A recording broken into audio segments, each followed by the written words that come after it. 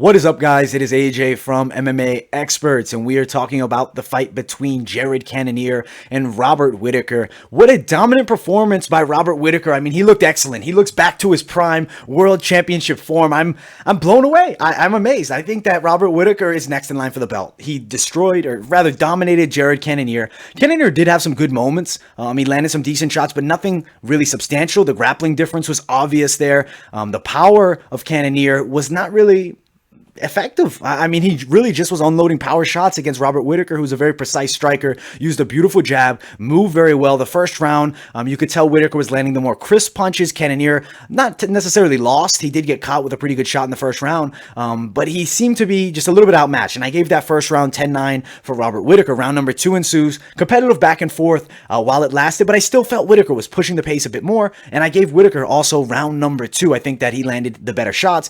Granted, Cannonier was attacking really nice with those low kicks and did have Whittaker with a bit of a red leg, but nothing substantial, nothing that he was really able to get done with the hands. He wasn't able to land his signature power punches. Robert Whittaker was just too precise. His hands are low, but he moves so well that it really wasn't an issue, especially against Jared Cannonier, who doesn't really set up his power punches with any type of jabs or feints even. He really just unloads massive power, and it does work against lower level guys, but against, top 3 in the world, it's going to be very difficult to do that. Round number 3 ensues, though.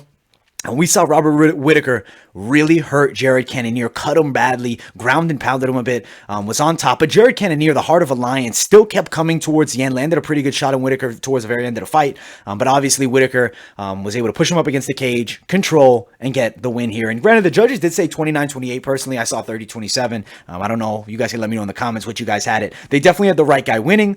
I think that you have to do Israel Adesanya versus Robert Whittaker now, assuming Adesanya is not moving up a weight class. I think that's an excellent matchup.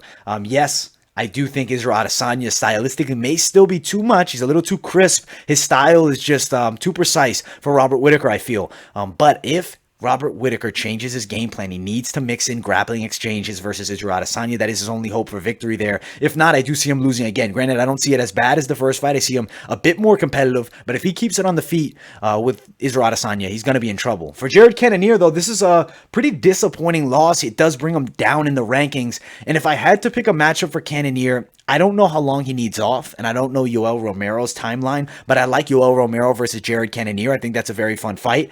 If not for that matchup, I also like the idea of Paulo Costa versus Jared Cannonier. I think those are my 2 picks. I lean towards Yoel Romero because I do think maybe potentially a better fight, and I think that it would be a good comeback fight for Romero with the 3 straight disappointing defeats, even though 2 of them are a bit controversial per se, and he did give Adesanya a very competitive fight. I think Cannonier, that would be the fight to get him back in title mix, but I think he needs at least 2 before he's back in the title talks, as well as Yoel Romero. I don't know if necessarily the fight for Cannonier versus Adesanya will ever happen at this point, because I do believe Adesanya will probably consider moving up to the light heavyweight division and challenging maybe Jan Blachowicz sometime this year.